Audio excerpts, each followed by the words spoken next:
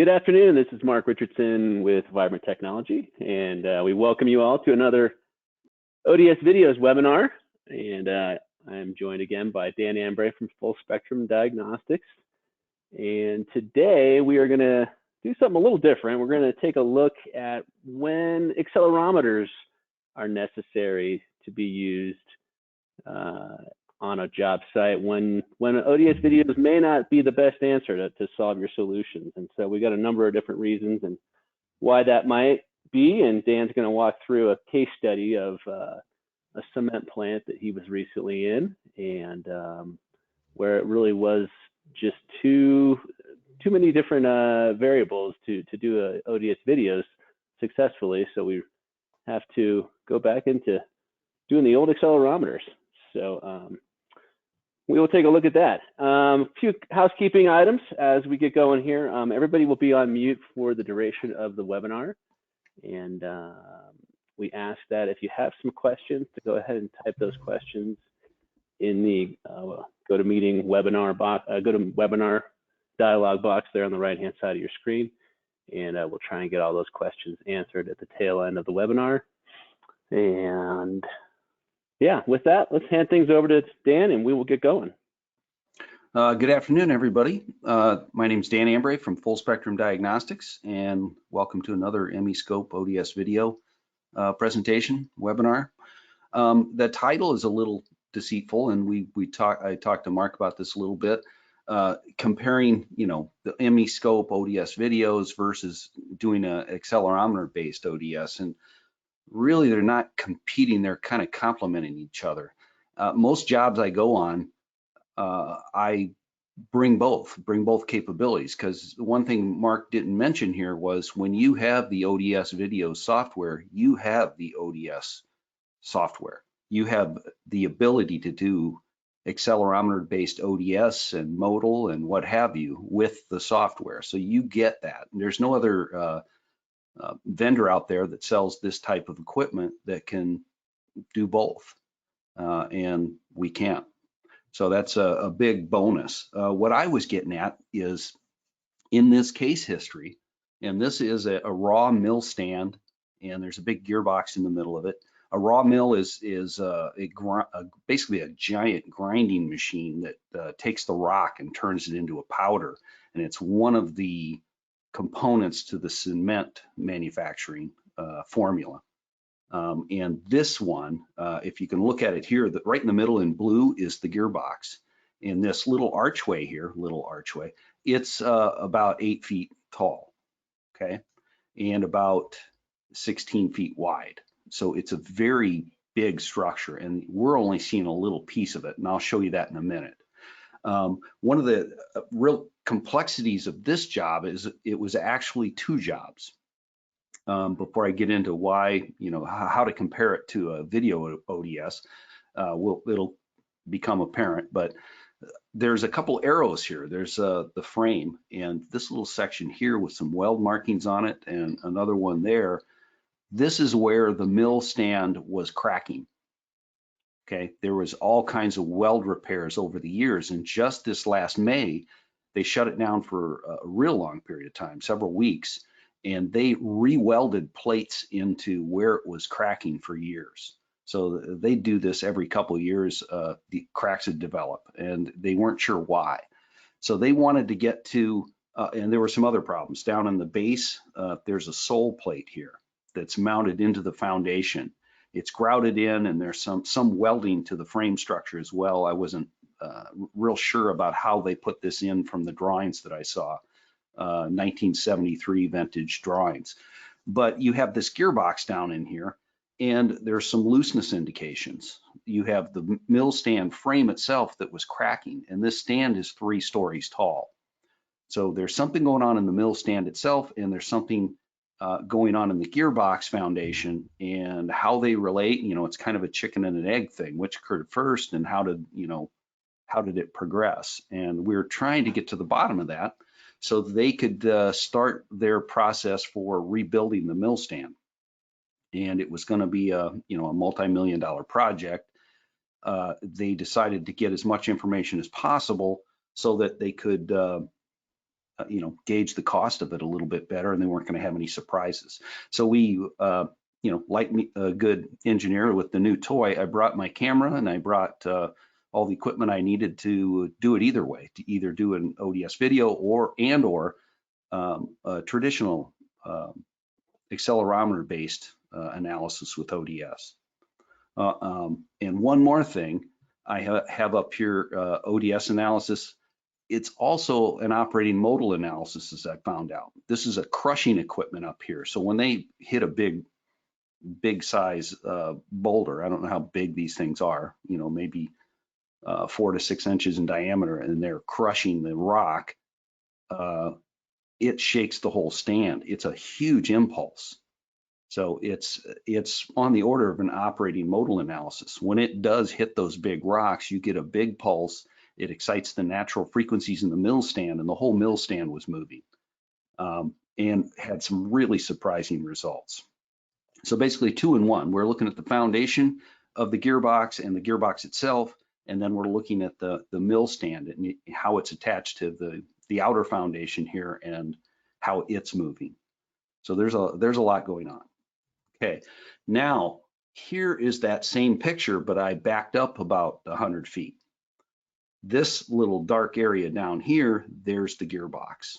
Here's this frame that's about 16 feet wide and about 8 feet tall.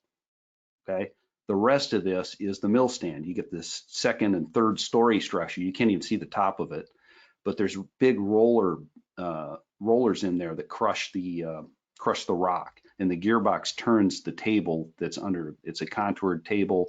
All the raw rock goes in there and gets smashed into a powder, and it's carried away by the wind. So not the wind, the fans in here that blow all the particulate out. And if it's too heavy to be carried away by the fan system in here, then they'll crush it again. So it goes through a clarifier as well. But it's a massive structure, and they were having all kinds of problems, like I mentioned, and let's go find out what happened. But first of all, I wanted to use my camera because I take it everywhere. When MEscope ODS videos is not the best analysis choice, and I have a few things here. And the first is the structure's too large, and it was. I can't get a good approximation of the motion. You have to have a lot of motion to be able to see something this big and complicated move the way you think you would. But with an accelerometer, it's a lot easier to pick and choose where you want to take those measurements. The light source is not sufficient. We had to bring in portable lighting, and even the lighting that I use myself wasn't enough to light everything up the way I'd want it to. You can't see the entire gearbox. It's about 15 feet deep in this little window here. So it's a tight fit. Okay. The focal length is too short. So even when I get inside here, I can't get a straight on lateral shot at anything. What you're seeing here is the edge of the gearbox. So here's the sole plate. The gearbox foundation plate is right here. This is a little aisleway where I could walk around the gearbox. And this is one of the welds that they were worried about on the mill stand.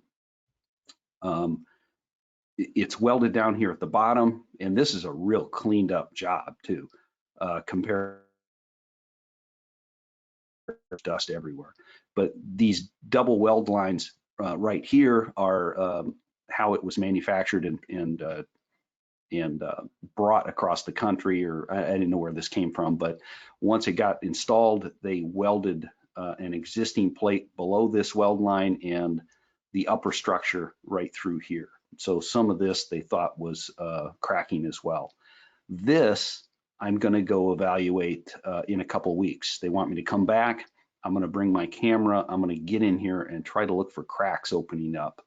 And I'm also going to do accelerometer testing, traditional ODS with accelerometers, going across the weld at numerous plates along this wall to see if anything's distorting. I think it'll be a good comparison I should be able to get some close-up shots, at least of partial sections of this, and try to piece everything together. But it is a short focal length for most cameras, and you got to pick and choose your directions. Right now, the light source is not sufficient. The focal length of this is too short. The structure is too big, basically.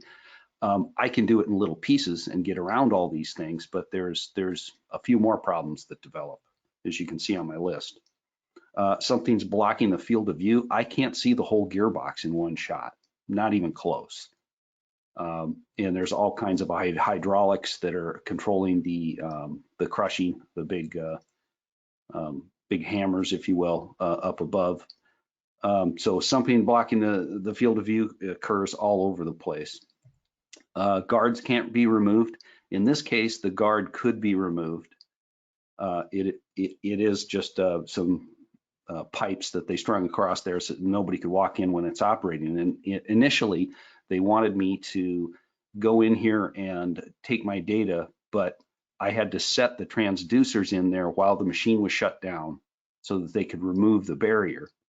So the whole process is going to be shut it down, remove the barrier, go in, place the accelerometer where you want it, come back out.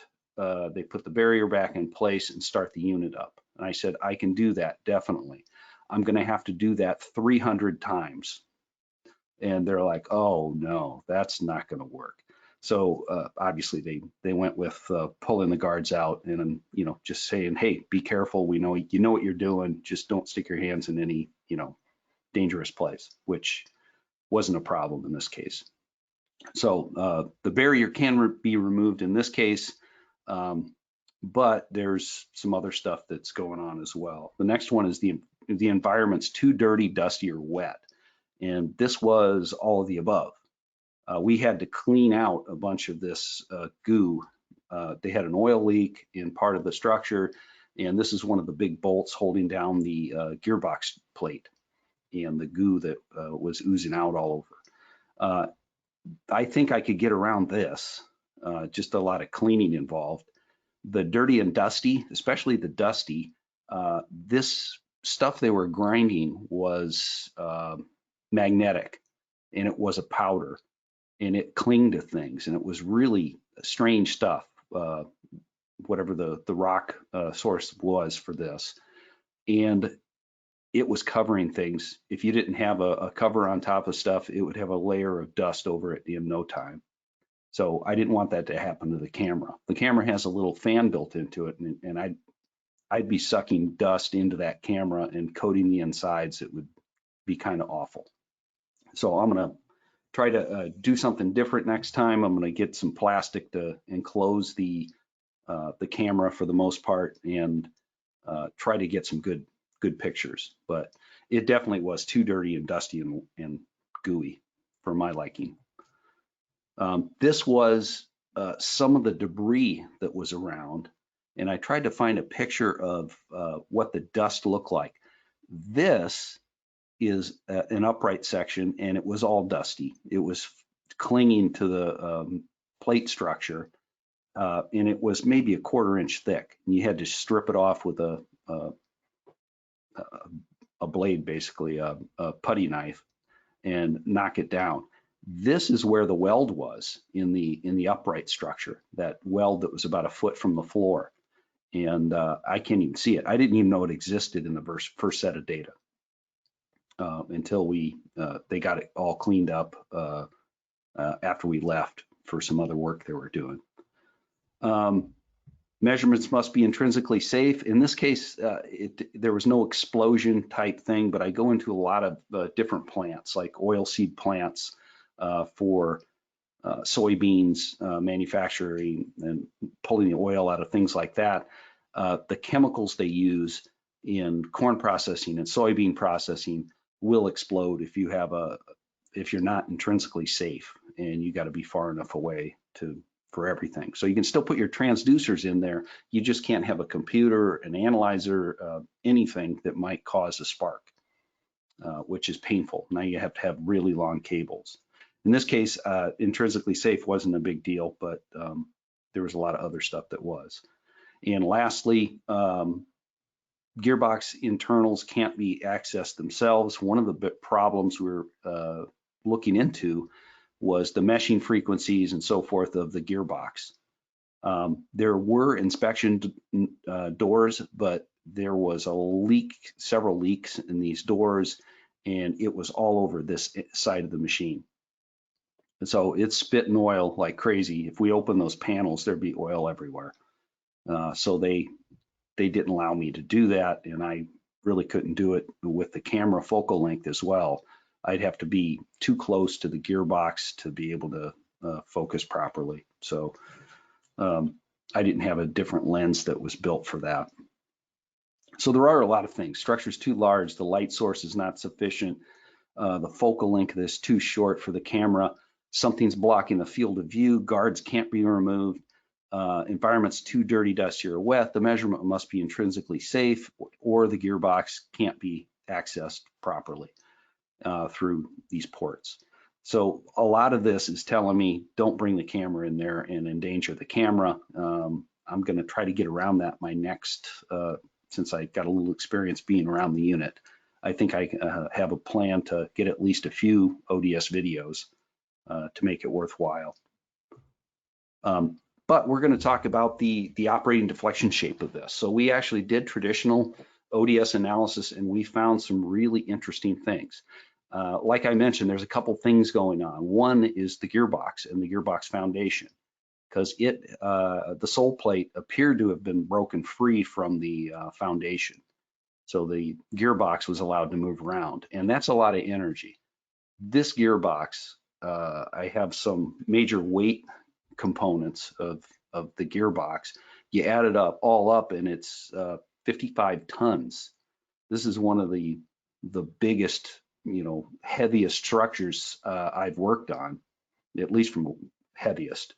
I have had some awkward, long, big generator type stuff, but generators at a power plant are on the order of 30 tons. This was 55 tons in a gearbox, and it was lifting off its foundation and dropping again. So there was, once it breaks from the foundation, there's a lot of failure mechanisms that can be in play. So we're going to explore a little of that. Oh, one other thing. The way it's mounted, you'll see in a couple minutes on the sole plate. These two bolts and those two bolts are right into the sole plate, and these as well. Okay, but there's only 8 bolts, so there's a lot of stuff going on here for just 8 bolts in the structure, especially if you start breaking away from the foundation, breaking the grout line. Inside is another story. There's several forcing frequencies. This is a triple reduction gearbox. The input speed was 1195 RPM, have a right angle gear and a gear mesh here and a gear mesh there and a gear mesh here. So 3 different gear meshes that we see. I was concerned with the output speed. Okay, we're cracking welds. That means there's some big motion, and it usually means it's a very low frequency motion.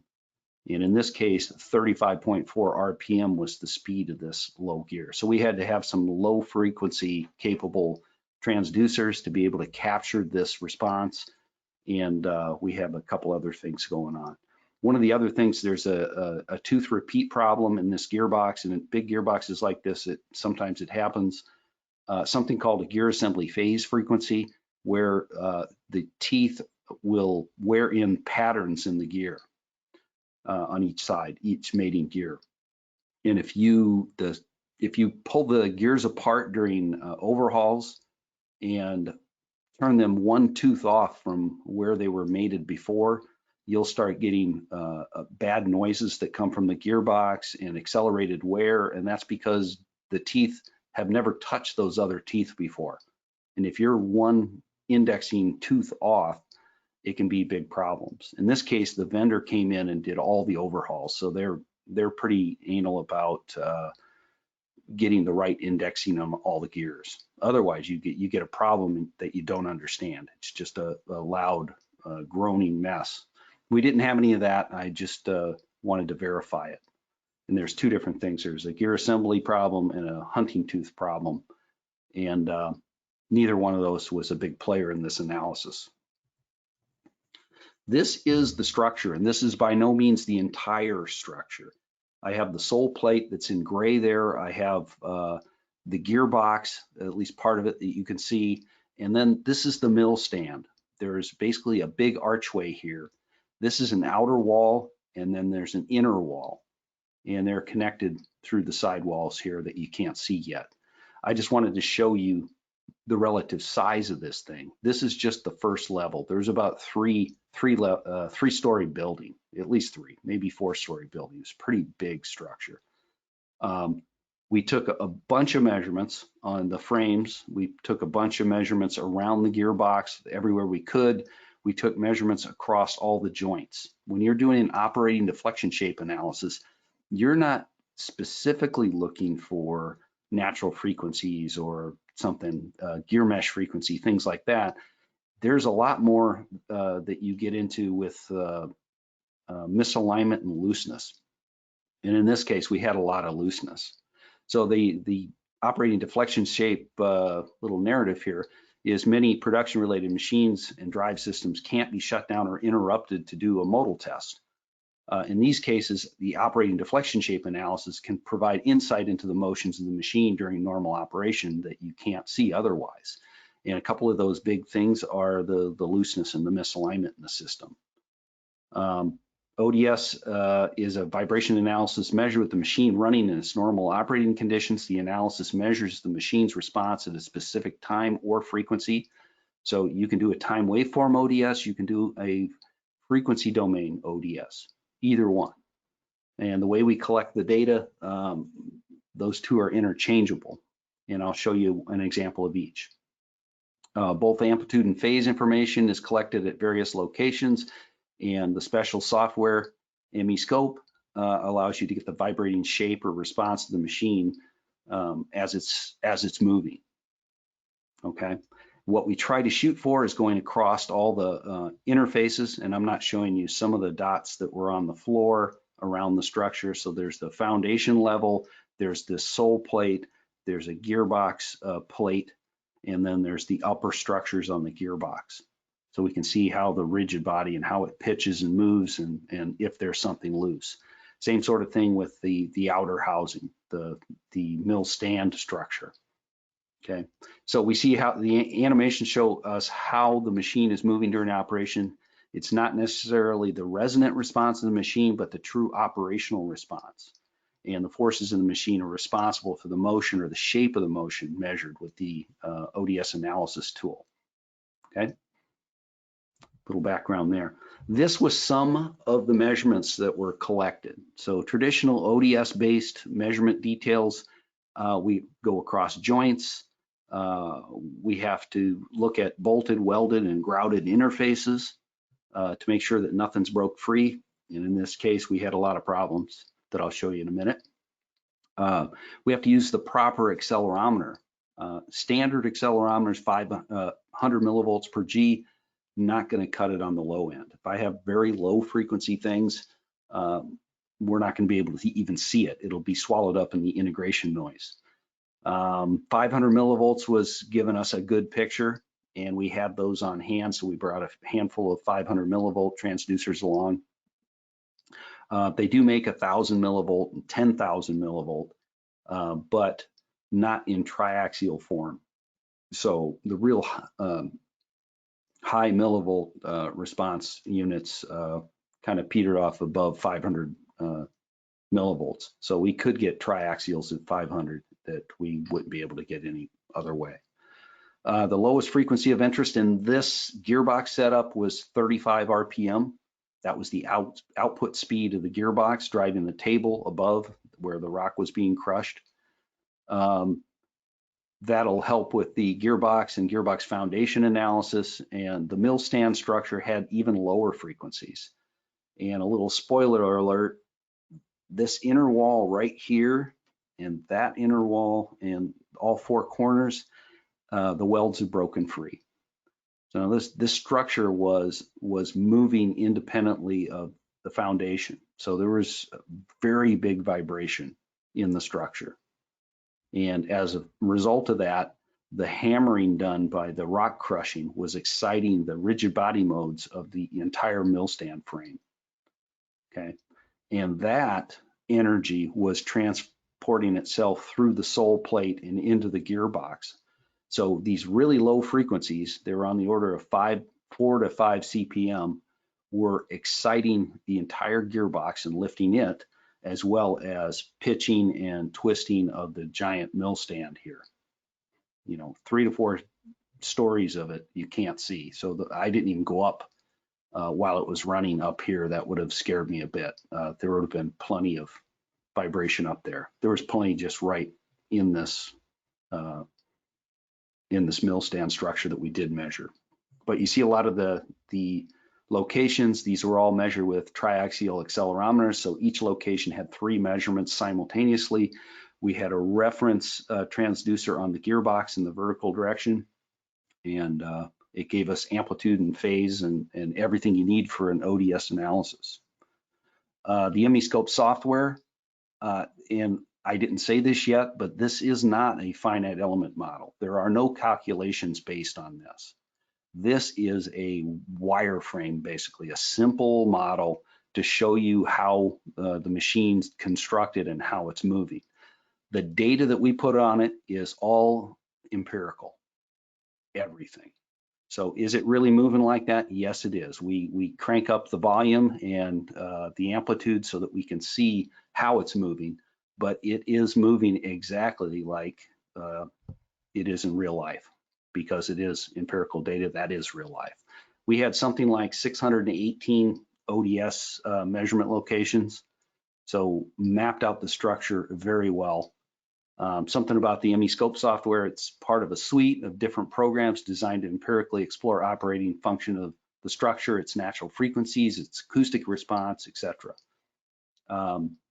You have to create a representative structural model or 3D framework, and the empirical data collected on the physical structure is applied to the analytical structure, excuse me.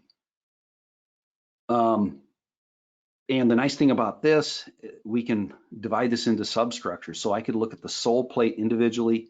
I could look at the gearbox and its mounting plate individually. And I can look at the outer mill stand, completely independent of the gearbox. And that's what we did. So we basically broke this into two different analyses, the gearbox and its foundation and the mill stand and its foundation. This is the first one we're going to consider.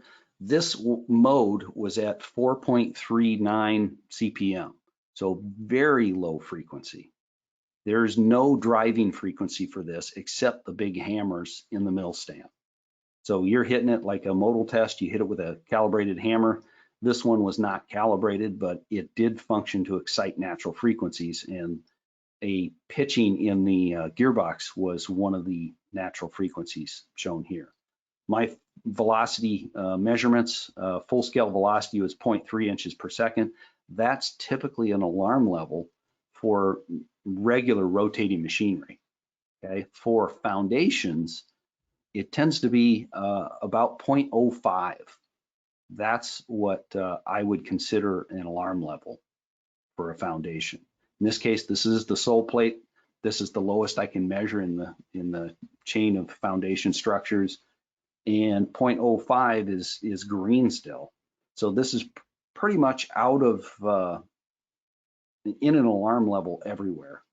And you can see the biggest portion of this is out here. This is where the motor side of the sole plate is, of the gearbox. And right below that, where the feet of the gearbox are mounted right here, there was 4 bolt holes. And then there was 2 bolt holes here on this slant side and 2 over there. So right where it was bolted here, it was moving independent of the floor, or the basic foundation, and independent of the feet and the gearbox. So big motion here, 5 to 6 times higher than a typical allowable level. And the response indicates a compromised foundation. That was the nicest way I could put it. This is the same frequency, but 1 layer up. So this is the base plate that the gearbox was welded to. I just wanted to see if there was anything more I could see out of this. And what I did see was it's pitching. This back corner is moving a little more than the other side. From the other view, you could see it to moving on the sole plate. This shows a little bit of pitch. And when I throw the other level on, I'm getting a corner to corner pitch through here of the entire gearbox. So a natural frequency, a looseness condition where it's just lifting off and dropping. Not sure exactly what was causing this. I think it's all the energy going through the foundation from the sidewalls in there. Okay, and again, my scale changed a little bit when I went up this level. So my full scale 0.6 inches per second is 10 to 12 times an alarm level for a foundation. So there's a lot going on that shouldn't be there. This is same frequency again, 4.39 CPM. And this is on the same side of the gearbox, and we'll show you the other side in a minute, but you can see, obviously, there's a big pitch in the gearbox.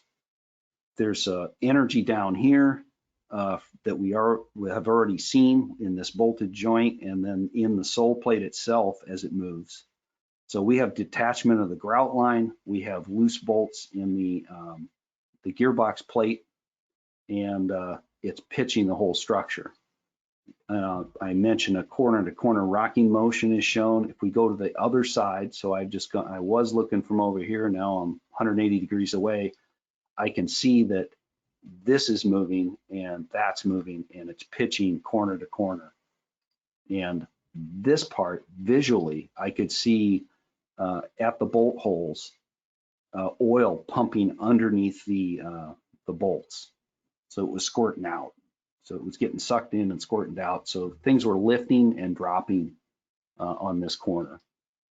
And remember, it's 55 tons, 110,000 pounds of a gearbox. Went and did a little further analysis. I'm looking at 1195 CPM, and this is the speed of the motor. And the motor's on this side, direct coupled to the gearbox. And you can see it lifting, it's pitching in a rigid body motion. And this is a little scary because I can see this motion cleanly, and I can see how the sole plate's moving. It's right on the level of being in alarm at this frequency, but it's not quite. So this would be acceptable motion. Everything's green on my scale. Everything's below 0.05 inches per second, but it's getting close. So just the energy of the drive shaft going into the from the motor into the high speed into the gearbox was enough to lift up the structure a little bit.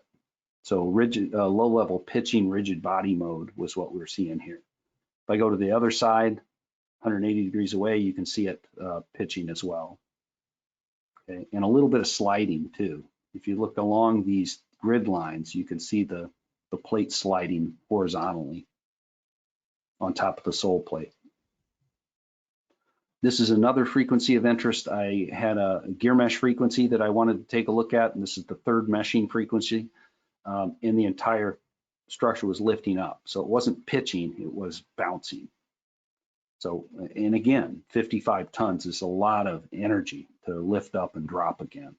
It's all in the green range, so it's all below this foundation threshold, but it's getting close to, I'm sure it's working its way up. And here's the other side. So pretty much a straight bounce up and down of the gearbox on the sole plate. So loose connection. We also did some time domain analysis. So this is, I inverse FFT'd the low frequency end. So I filtered it out, and you've seen me do this. If you've been to these webinars before, you've seen me filtering the time waveform or the frequency domain window and editing out some data at higher frequencies and concentrate on the low frequency stuff. That's what this is. And what I was after was to see if I could pull out some really low frequency modes that were in there. And I had a hard time doing it, but I thought, hey, I'm going to animate the time domain. And the idea here is at least 3 frequencies in here that are very closely, very close to each other. So they're influencing each other during the animation. And what we see is, here's the time that's going on, and it's a 40-second measurement. And you can see some of that pitching across here. When it gets to 35, there you go. It starts 35 seconds. And you get this pitching, you get some bouncing, you get multiple modes occurring simultaneously because it's in the time waveform. The modes were occurring simultaneously at 4.39, 5.86, and 7.32 CPM. Still low frequency stuff. We'd expect this to be rigid body motion, and it is. It's bouncing and pitching. There are looseness conditions that we're seeing, and this big time here. And on the other side, same thing. It's sliding, the sole plate's moving, and so forth. And we'll wait till it counts up to 35 so you can see this end take off. So in the time domain, it's, you know, it's getting energy, and when a big rock goes through, you get a big hiccup and the whole structure starts to move. But pretty interesting, very low frequency, and wasn't sure what to make of that because there's no driving force for it, except this hammering that's up in the upper structure above the gearbox. So let's explore that. We have the same sort of idea here. You can use the MEscope for natural frequency, ODS, acoustic response, all kinds of different things. We made a series of measurements, and here's the whole structure. I have the plate structure in here, the sole plate in the gearbox, so you can see where it was in relation to the mill stand. Here's the actual measurements on the inner and outer walls here. And this is a see-through image, so you can see it mimics itself on the other wall and the other side of the structure.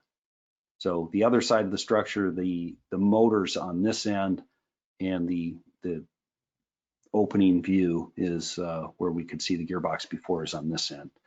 A lot of measurements, 618 locations, XYZ response, and we saw some really interesting motions. These were the 3 frequencies, and we saw the same thing in the spectrum and time waveform of the gearbox.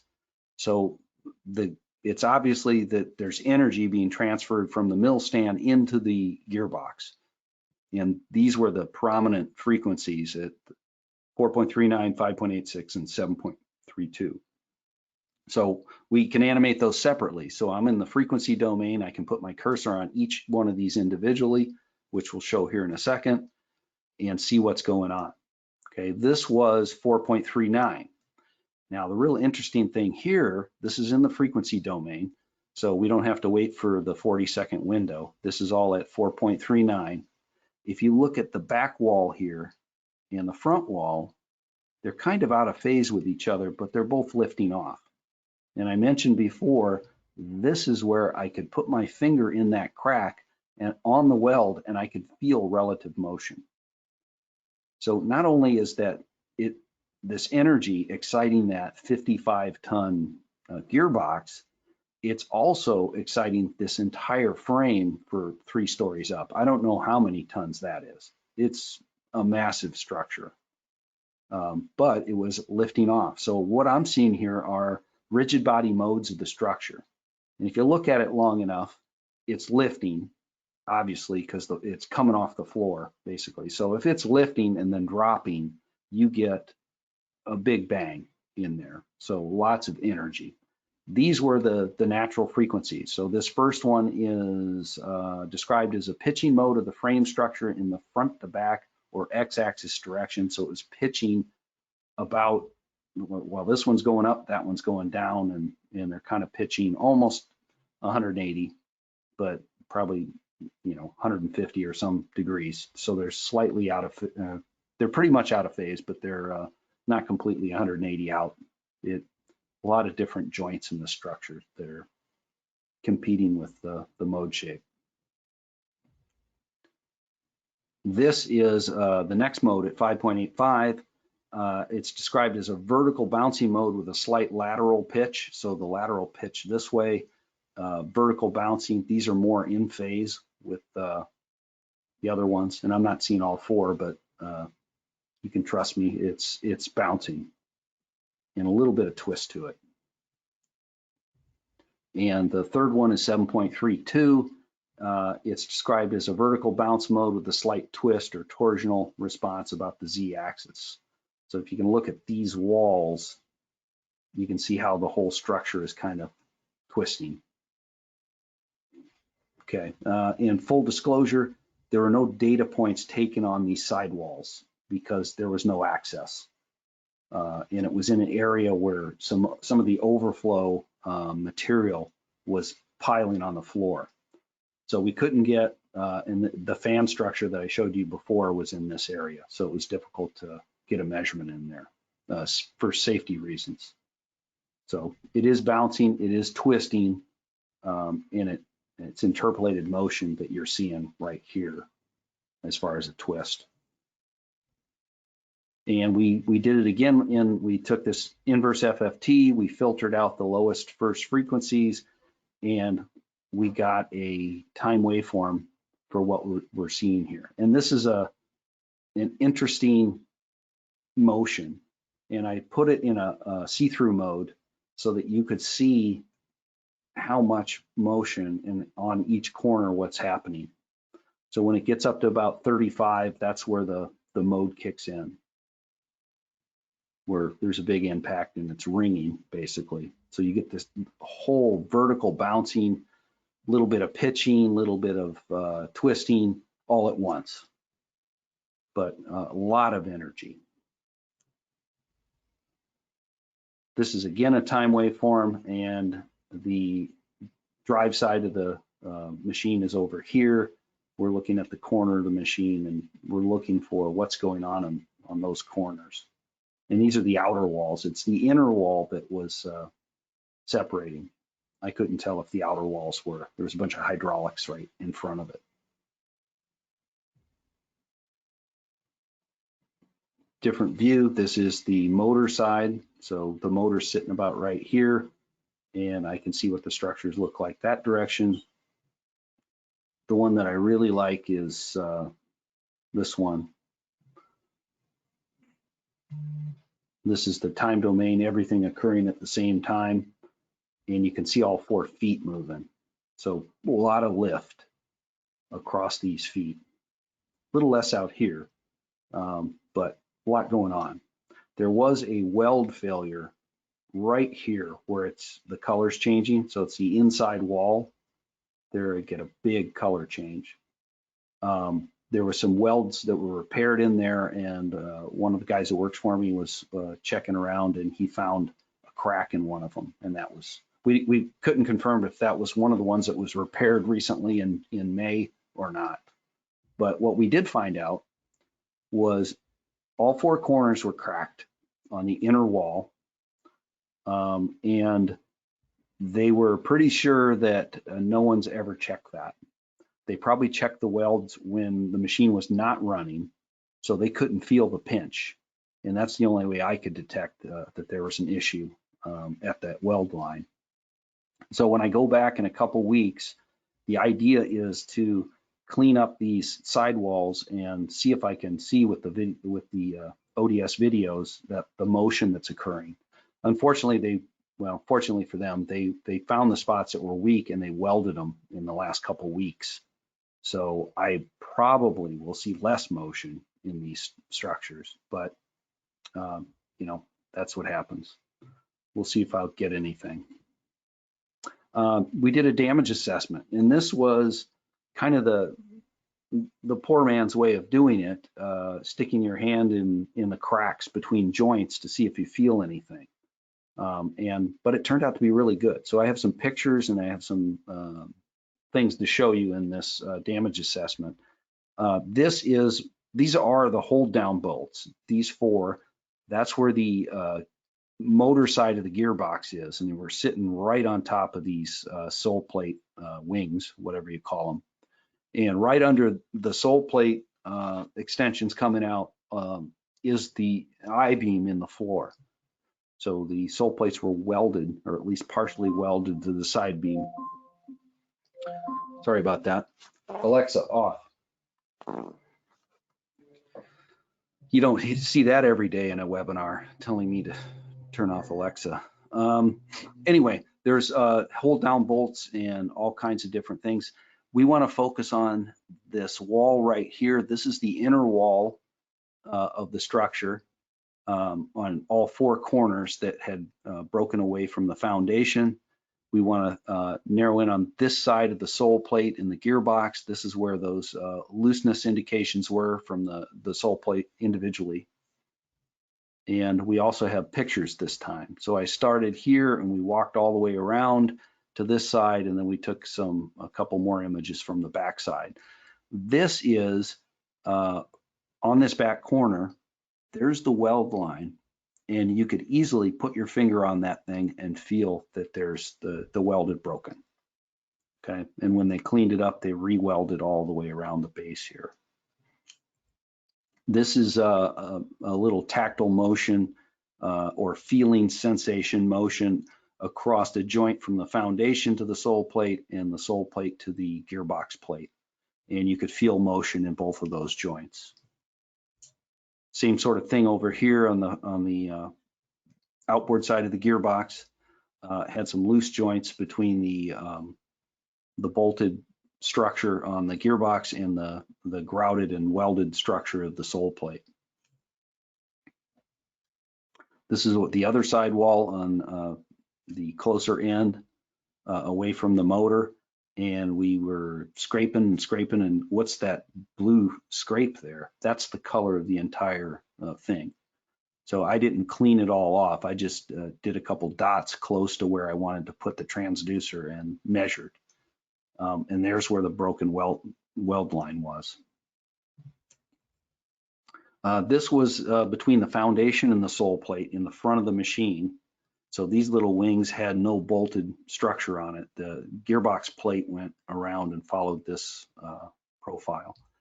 But what's interesting about this is when you clean up those cracks, there was little dust particles that were being sucked in and blown back out of the crack there. You can feel it on your finger, a little bit of pinch, but you could actually see the suction effect of that sole plate lifting, and then as it lifted, it sucked dust particles in, and as it came back down, it pushed those particles back out. It was an interesting response. I didn't expect that at all.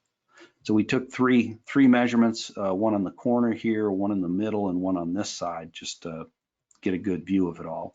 And there was a gap, and there was relative motion, all three locations there. Okay, and we took measurements on the floor as well. So you can see some of the particles here. This is what I was talking to, some of those particles blowing in and out based on the suction through that crack. This was the biggest weak spot that we saw. The upright for the mill stand, it had a weld line here, and that felt tactile motion, so it probably cracked that weld. This was a plate, and right here is part of the sole plate. Right here is part of an I-beam that's runs the length of the machine underneath the gearbox. Here's the plate, and this is a big crack right through it.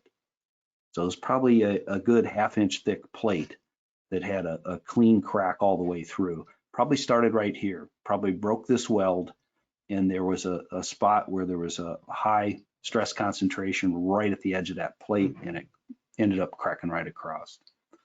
So big issue. I don't know what happened in the life of the machine, whether one of the plates got dropped on this or what have you and weakened it. Who knows? On the side, some relative motion on this side of the gearbox. On the corner, there's also, but besides this joint, there's this joint, which I'm not sure how that was made, if that was on purpose cutting in there or some kind of crack. It seems too uniform to be a crack, but strange things happen.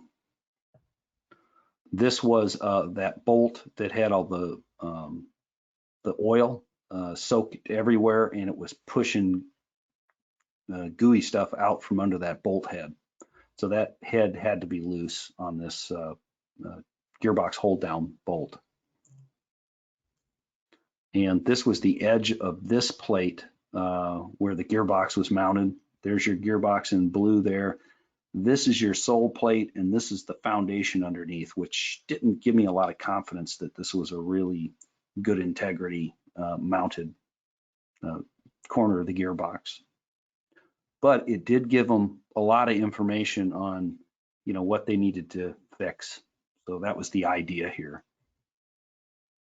And this last one, this was in this location, but up on the curved wall up here in the top of the mill stand. That's where the weld repair was that one of my guys found. And it was a crack that you could feel. So no idea if that was repaired recently or not, but it was in a repair area. So the idea here, the raw mill structures were weld repaired in May and June 2020. Damage assessments have found failed grout conditions in the sole plate, loose bolted interfaces between the sole plate and the gearbox, and several weld failures in the mill stand structures. All 4 stand-up corners had weld failures at the foundation plates, and these failures were noted in non-operating inspections in the past, were not noted. Actually, is what it should say, these failures. Relative motion in the welds were noted in the ODS animations, also directly by feel or tactile response. And we had rigid body motions of the entire mill stand. So the bounce, the pitch, the twisting in the overall structures was because of that breakaway from the foundation. Now the whole structure was just kind of bouncing on its own, which gives you a good idea of what those rigid body modes were.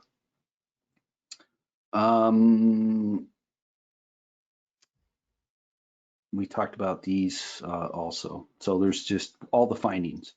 What the customer wanted was exactly what we gave him. You know, usually bad news is not the easiest thing to spring on a customer, but in this case, if they can short circuit how much money they're spending and make sure that there's no extra spending down the road that they're going to have to come up with, that was their main goal. So everything that was wrong with it, they were perfectly happy fixing, which was a good deal. And again, I'm going to stress this because no one else does it. MEscope guys, Vibrant Technology, they invented operating deflection shape. Okay, the software, the idea never occurred to anyone else. Now there's great advancements and there's video ODS analysis. But the MEscope software is the only vendor out there that can do a traditional ODS analysis. In fact, a lot of the competitors use MEscope when they take some video and say we need a little better look at this for design purposes or redesign. They'll use the MEscope software to do that traditional ODS based or ODS from traditional acceleration based measurements. You get the MEscope software for doing videos, you get the ODS package, and it's a great value. And so I'll take my sales hat off, give you back to Mark, see what he thinks is going on. Well, we got a couple questions that come in. If you got some questions, go ahead and get those questions typed into the questions dialog box, and we'll get those answered now. First question comes from Christian. Did you measure all 618 ODS channels simultaneously? No, you don't have to do that. Don't have to do that in the operating deflection shape software. You have to have a reference that stays put, but all the locations were roving measurements. So in the time waveform, they weren't occurring simultaneously. In the frequency, they were. I think we actually have a YouTube video out on our YouTube channel that goes through roving accelerometers. So you might want to take a look at that. Plenty of learning assets on the Vibrant website. You can go in and look up ODS response and how it's done. And second question, on such a large structure with low frequency, big amplitude measurements, any advantage to integrating to displacement for a measurement?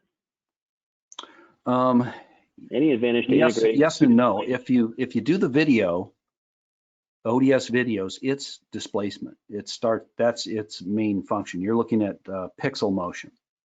When you're doing accelerometer-based measurements, you wouldn't be just integrating once to velocity, you'd be integrating twice, and you'd get a much bigger integration error on the low frequency end. So you probably wouldn't even see these peaks. You'd just see a big, I don't know what they call it, it would look like there's a natural frequency at 0, and you get it would swamp all the other higher frequency stuff that you're trying to look at. So this was as much as I dared doing. It would be nice to, we did look at it in the time domain, which made it a lot more interesting. But trying to separate those 3 frequencies was real difficult in this frequency spectrum. So the time waveform, you get all the rigid modes all at once. Next question from Stan. How many channels are you measuring simultaneously? In this one, we did 4 channels simultaneously. The reference and a triaxial that moved around. The reason for that is we didn't have enough 500 millivolt transducers, and this barely got down to what we wanted to see. Originally, we thought 35 RPM was the output speed of the gearbox. That would be the biggest driving frequency in the structure, but with all the welds broken, it wasn't. All these modes went lower. Now they weld repaired all these joints that were loose that we found just recently. So the next time I go back in a couple weeks, I expect those 3 frequencies to be much higher, or maybe not there at all. They're replaced by bending modes more likely, unless they've cracked again, which that also is possible. A lot of energy. Next question from Stan. How do you define your measurement mesh? Well, first of all, is to have enough measurements to go across all the joints that could be compromised. So from the foundation to the sole plate, from the sole plate to the gearbox, and then have enough locations at bolted areas and all kinds of things like that, so that you can see relative motion everywhere. Normally, there'd be other things wrong. You'd see a gear mesh, a flexing in the gearbox housing or something like that, but those were all pretty massive structures and didn't flex the way normal machinery does. Just the foundations were the biggest thing that I was looking for. In the upright structures, we did find, while we were measuring the data, we did find that there was crack locations at those 4 corners, and we modified our measurement collection a little bit. But the big cause to the upper mill stand was where it had failed before. We wanted to make sure that we had measurements in all those locations. So if this thing, loses the integrity of these welds on the inside plate, and the whole structure starts to move like this, you have it's trying to go around a corner. Basically, you're trying to straighten that out, and you're putting a lot of stress in those corner areas. That's why it was failing initially in those spots. Okay, anything else? Oh yeah, we got a lot of questions coming in. This is good. Question from Javier, a question and a comment. Dan, congratulations on an amazing case. Just one question. Could you extract some modal information, natural frequency, through OMA from your measurements? Sorry if you have already explained it, I couldn't hear if it was so. Yeah, sort of. There's 2 ways to do this, and there's an analytical way that you take a lot of averages and you reduce the background noise, and what's left is the amplifications from natural frequencies. And I couldn't really do that in this case. Each measurement was each measurement, there was 3 to 4. I think we started out with 6 averages, and it was 40 seconds per average. So we were standing around a lot, and we weren't getting a lot of reduction in the amplitudes in the data. I'm not sure if I'm explaining this right, but we were trying to get as much bang for the buck and without taking forever to do it. And it was really hard to get those three frequencies to stand out individually. In the time domain, it was easier. So we hadn't removed some of that resolution, and in the time waveform, you could see the real low frequency wiggles in the waveform that were the rigid body modes, but they were still combined. We couldn't, there's so much overlap. I think hard to explain unless you see something like that. Missed it. There.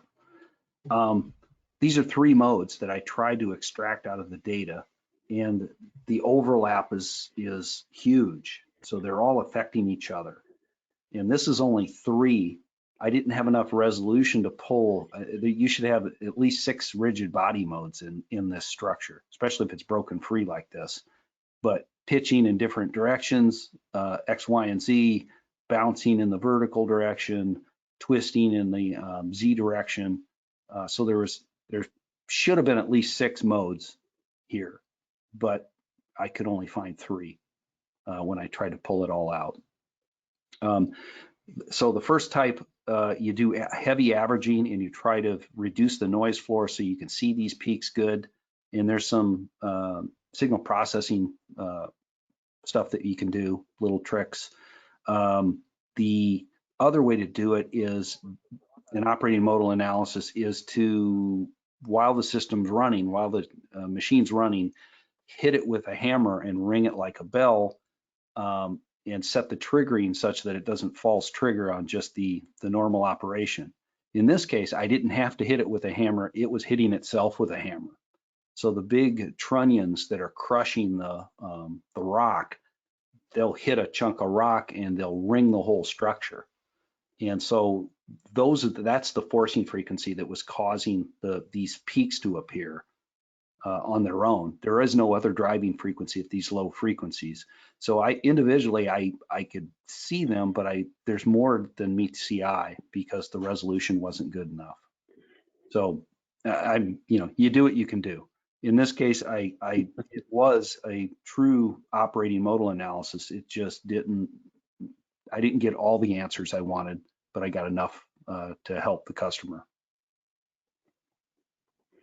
Okay, next question from Stan. How do you mount the accelerometers? Magnet, VAX, glue? Magnet. 95-pound magnet, as big a magnet as you can get.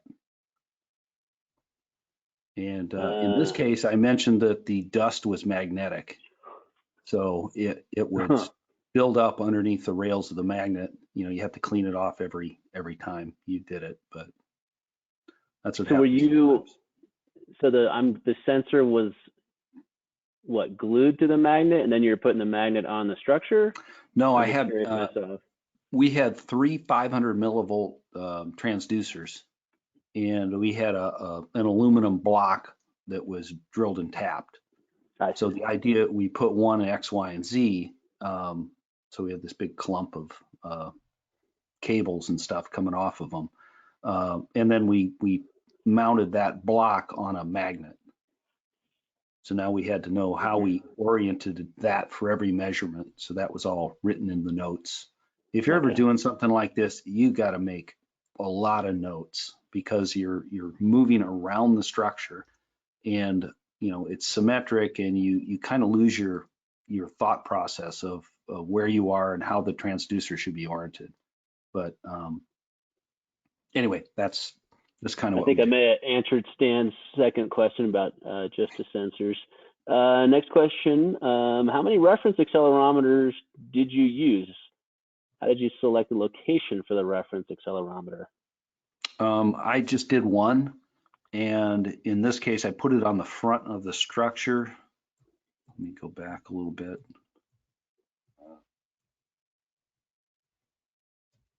Gotta go back a lot, I guess. Okay. It was like right here, mounted vertically, and it was another 500 millivolt, so we could get accuracy on the phase response as well. So you're measuring amplitude and phase from every roving location compared to that reference location. So you get a vector, you get an amplitude and a relative directional response.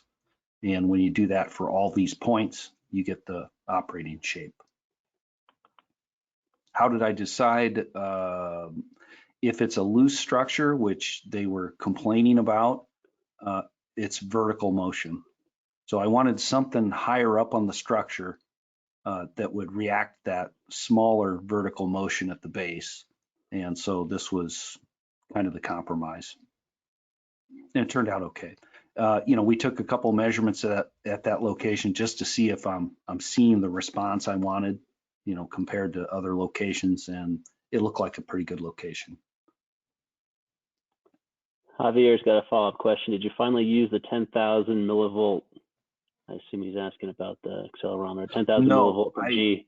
I think I was guessing. Here's, what do you use? You have to go across joints. You have to have the proper transducer. We looked at the specs for the transducer, and the 500 millivolt went down below the 35 CPM, which was initially our big guess. 35 CPM was the speed of the output shaft, which was the lowest speed. So that's what we initially thought was driving this process. There was something wrong in the gear, or there was, some kind of thrusting we didn't understand in the gearbox that was putting a lifting force into the structure. But it turned out to be the mill stand natural frequencies were the problem. Here's a good question. How long did it take you to collect and record all those 618 ODS points? Way too long. Way too long. Long cables to run through all that. Yeah, we did. We had some 75-foot cables to get in and out of there. But it took 3 days to take the data. The first, probably 2.5. We were probably the most expensive cleaning crew that machine ever had. We had to throw cat litter all over it to absorb the oil. We had to shovel out, piles of this stuff and clean it off as good as we could. But it took 3 days to take the data. Another question. We got a lot of questions. This is good. Did you use any windows for ODS analysis? Used a handing window. That's typically what we do. Just like collecting, trending data every month with a portable data collector, you'll use a handing window. That's the kind of response that works best with ODS FRF as well. Question about the analyzer. One more thing, velocity as well. So a velocity parameter. Acceleration emphasizes the high frequency peaks. Velocity is mid-range, but it's not affected by speed. And then the low frequencies emphasized in the displacement parameter. So velocity is just like trending data. It's the best compromise on which parameter to check, because it doesn't matter what speed you're going. It's roughly the same severity level. And there's always caveats with really low speed things like this, but yeah, just the handing window. Bob's asking about what analyzer you used. Did you use a 4-channel CSI 2140? No, I don't. I have a couple of different route-based things like that. I used, what did I use for this? I used a NI? What do we have? I forgot. No, data translation. DT was the one I use, or NI. It seems like NI owns everything now. Yeah, that's good. They own DT, so. The NI had what was it? It was a low frequency issue. Their modules only go so low in an F max. They won't go any. I don't know how to describe it. It's like 900 CPM would be the max you could, or the lowest you could get. So in this case, I wanted to, I think I used no,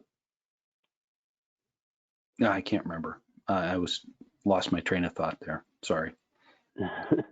Stan's asking, I think everybody's a little astonished that you did this whole thing with just 2 sensors. And you said earlier you had one triax and one which was your roving, and then one was your reference, right? Just a single axe for your. Yeah. Well, I also had one of the guys that works for me was there too. So I was moving all the transducers. He was hitting the button in the nice comfy chair. I was climbing around the dirty gearbox. But, that's why you get paid all the big bucks. That's, yeah, there you go. I don't, I'm glad you said that. Yeah. In your MEscope model, did you consider any fixed direction point? That's coming from Ashcan. Consider any what? Any fixed direction point. In your MEscope model, did you consider any fixed direction point? I think maybe he means rotation instead of translation and rotation. No, I just took translation data. I don't have a sensor that'll do the rotational, and you can get that from one side of the gearbox versus the other. You'll see the twist, if it's there. Where was the reference point? Okay, and I think we covered this a minute ago. It was right in here on this ledge, vertically oriented on the output side of the gearbox. All right. Any FEA? And since the frequencies were the same, those 3 really low frequencies on the outer shell and on the gearbox, I used the same reference point. So I didn't move it. Yeah. Any FEA to redesign the structure? Add bracing to reduce response? I think they're just going back to the manufacturer, and I'm not sure how they're going to redesign this. I'm not sure. It would be an awful finite element model. I've done it on simpler things. It's just that this was so complex, and it really wasn't a gearbox problem. It was just a plate problem, and it was a looseness issue. So redesigning it would be dig up the foundation and re-pour the grout and bolt it down properly. And a few of those comments came out when we were doing this analysis. In the back end of this, where the sole plate sticks up, there's a gap between this plate and the sole plate in the middle of the motor. I got to get a better look at that right here. And what they were worried about is they were going to jackhammer a bunch of this stuff up and do a partial pour of epoxy grout. And the one thing that they worried about was having it seep through and basically gluing the gearbox down if they got it overflow and stuff like that. So there's a lot of science in pumping epoxy grout. And I'm not sure. I think they're just going to pull the gearbox out, reset the sole plate, re-grout everything, and then put the gearbox back on. All right, one more question here. Did you use cross spectrum for ODS? Yes. There's, what is it? They call them different things. There's a cross spectrum, and there's a FRF phase and cross spectrum phase. And it's a ratio of the transfer functions, but I believe for this one, it's a cross power spectrum that generates the FRF. All right, we got one more follow-up here from Ashcan. He's a little bit more explanation. I meant fixed DOS, zero displacement DOS, which is called fixed direction mode in MEscope M-Pound link tool. I think that he was referencing his earlier question. Fixed direction. About the fixed direction point, yeah. I meant fixed. He meant fixed DOS. Well, I'm not sure what he's asking.